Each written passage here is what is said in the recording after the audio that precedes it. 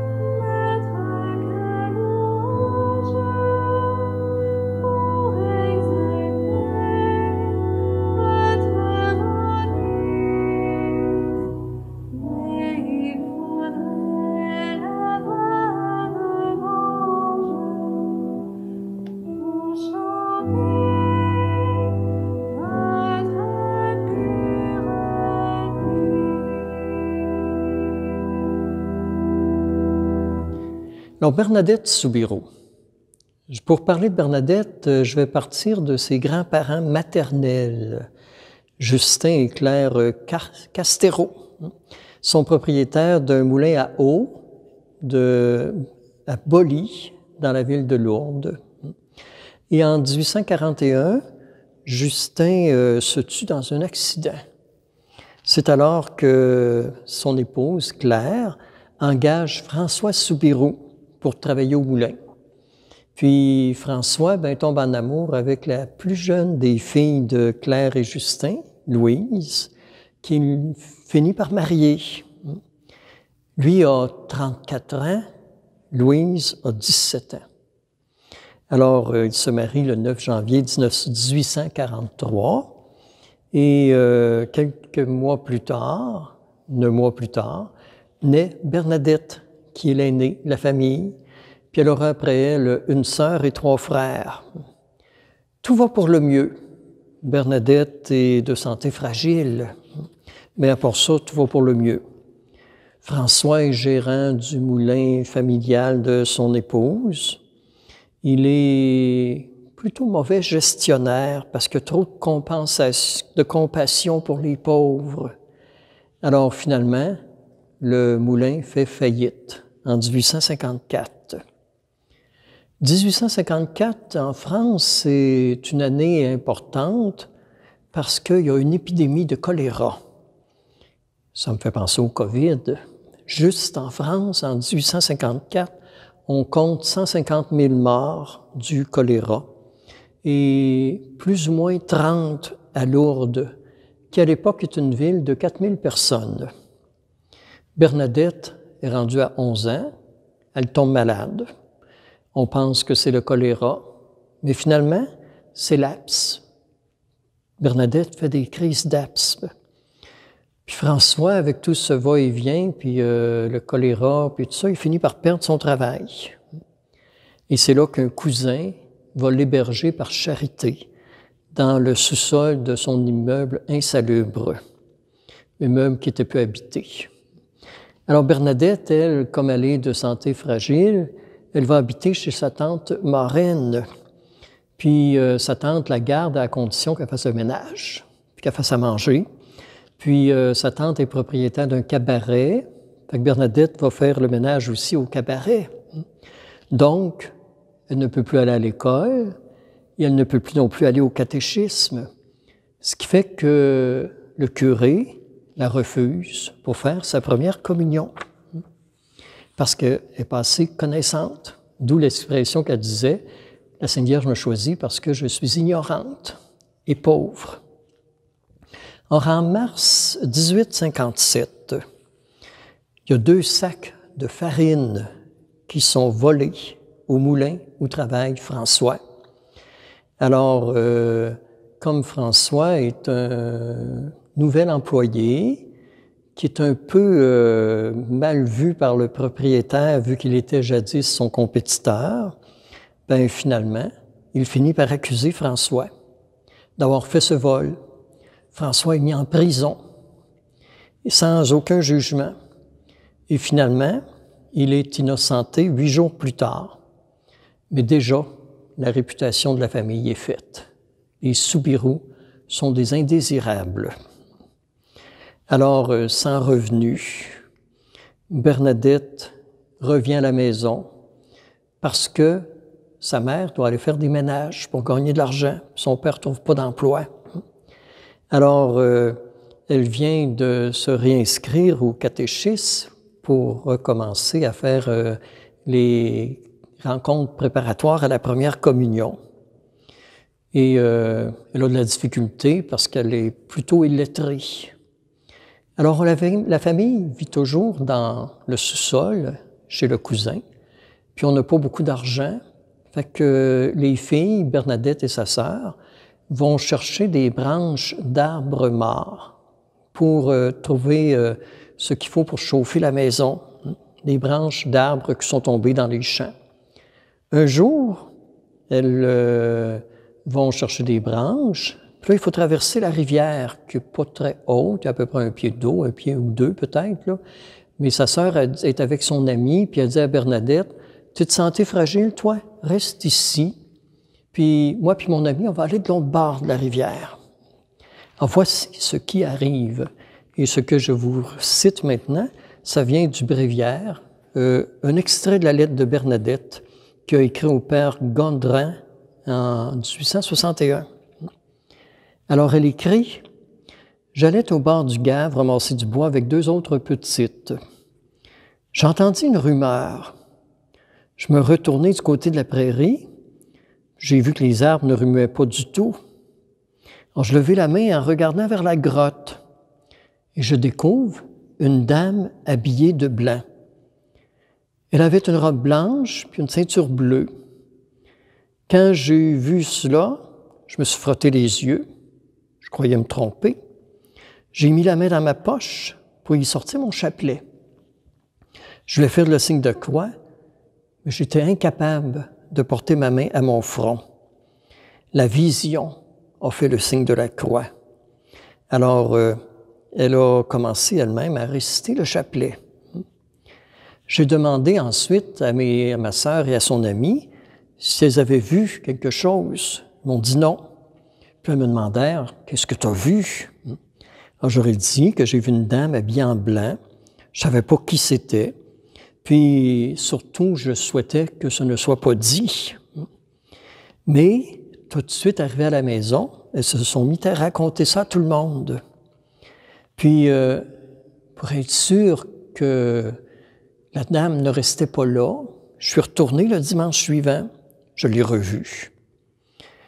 La dame m'a parlé à la 3e visite. Elle m'a dit qu'elle aimerait ça que j'aille la voir 15 jours consécutifs. Puis elle m'a dit que je devais demander au prêtre de faire construire une chapelle ici, puis que je devais gratter pour aller boire à une source d'eau qui était une fontaine. Voyant pas d'eau, j'ai voulu aller boire dans le Gave. Elle m'a dit non, non, non, non. Elle me fit signe avec le doigt, me montrant la fontaine. J'y fus, je ne vis qu'un peu d'eau sale. J'ai porté la main, je me sentais pas capable d'en prendre. J'ai gratté. Puis après 3 fois que j'ai essayé de boire, finalement, l'eau était bonne. Puis la vision a disparu. Je suis revenu pendant 15 jours. La vision arrivait tous les jours. Et là, la nouvelle se répand. Le curé, celui qui m'avait refusé pour ma première communion, m'invite à aller le rencontrer au presbytère. Et là, il se met à me poser des questions. Qu'est-ce que c'est que ces apparitions-là? Lui, dans le fond, il croyait que j'avais trouvé une façon de rendre notre famille plus sympathique puis d'attirer les dons. Alors, finalement, il m'a dit comment qu'elle s'appelle, cette dame-là? J'ai dit, je ne sais pas. Fait que là, il a dit, la prochaine fois que tu vas la voir, tu vas lui demander son nom. Alors, je me rends plusieurs fois où elle se trouvait. Je lui pose la question une première fois. Quel est votre nom? Elle ne me répond pas. Quel est votre nom? Elle ne me répond pas. Elle souriait. Et finalement, j'ai dit, quel est votre nom? Et elle finit par me dire, je suis l'Immaculée Conception. Alors Bernadette, quand elle apprend son nom, elle n'a jamais entendu ce nom-là, court au presbytère, puis elle répète ça dans sa tête. Immaculée Conception, Immaculée Conception, Immaculée Conception. Elle arrive chez le curé, elle rentre, elle n'a pas cogné à la porte, s'en va à son bureau, puis elle dit, elle s'appelle l'Immaculée Conception. Le curé est très surpris, il est conscient que Bernadette n'a pas trouvé ça seule. Alors, le dogme de l'Immaculée Conception a été proclamé il y a 4 ans, mais le curé n'en a jamais vraiment parlé à ses paroissiens. Alors là, il se met à y poser des questions. Puis Bernadette lui répond, puis honnêtement, je dois vous dire que je trouve que c'est une des plus belles réponses dans les différentes histoires de vie de saints. Bernadette lui répond, « Monsieur le curé, la Sainte Vierge ne m'a pas demandé de vous convaincre. Elle m'a juste demandé de vous dire son nom, comme vous l'avez demandé. » Moi, ce que je comprends là-dedans, c'est qu'on n'a pas à convaincre personne des réalités de notre foi. On a juste à vivre au maximum le meilleur de nous-mêmes et à être des témoins par notre façon de vivre au quotidien. C'est le plus grand discours que Bernadette a tenu sur Dieu et c'est ce même discours qu'on est invité à tenir nous aussi sur Dieu aujourd'hui.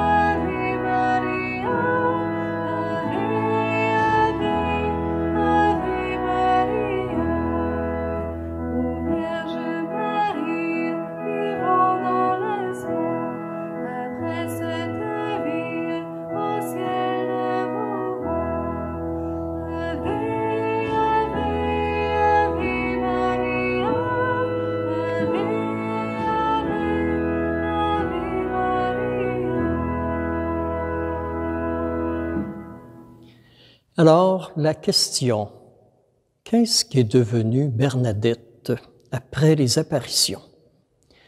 Évidemment, le monde étant ce qu'il est, on s'est mis à aller à Lourdes et on voulait tous voir la petite fille qui avait vu la Sainte Vierge.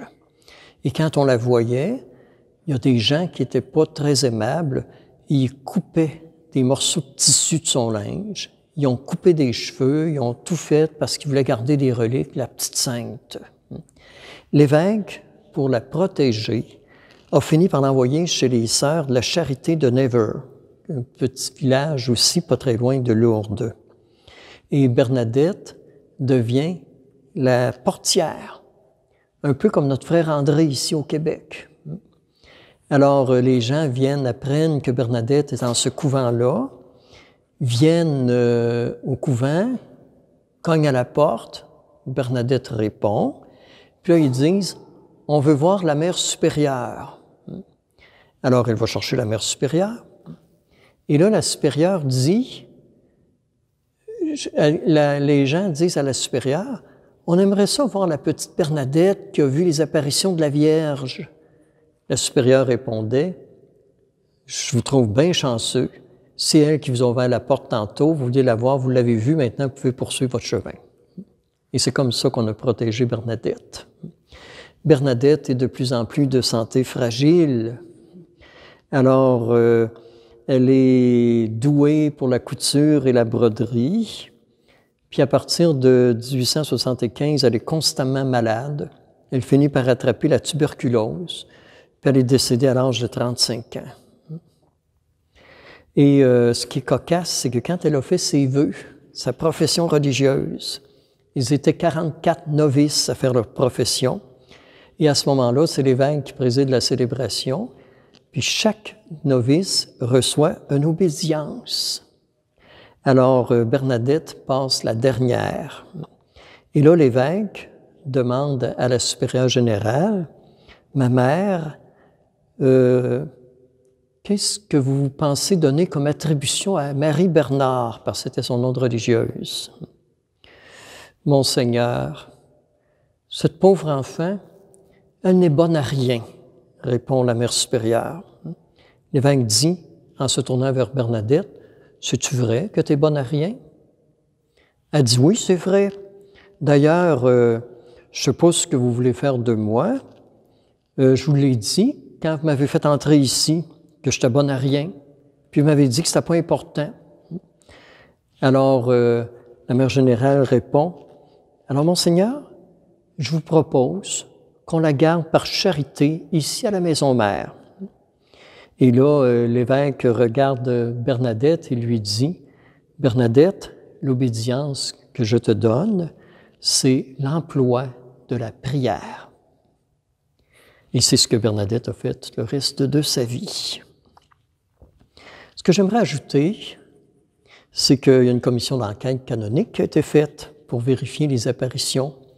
Et dès 1862, on a reconnu que ce lieu était authentique, de sorte que le sanctuaire accueille aujourd'hui 6 millions de personnes par année.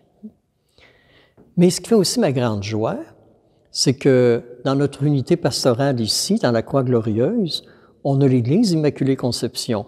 Et c'est là que Marie s'est fait connaître sous ce vocable-là, après son dogme, avec les apparitions à Bernadette à Lourdes.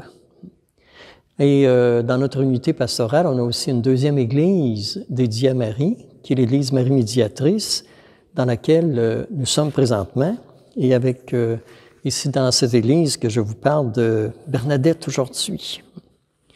Alors, très intéressant cette histoire, et surtout de se rappeler, comme je l'ai dit en partant, que Bernadette disait « Marie m'a choisi parce que je suis pauvre et ignorante. » Alors, soyons tout petits, à la manière de Bernadette, mais à la manière de Marie. Et c'est comme ça qu'on sera capable de faire de grandes choses dans la vie. Au plaisir de se revoir dans une prochaine capsule.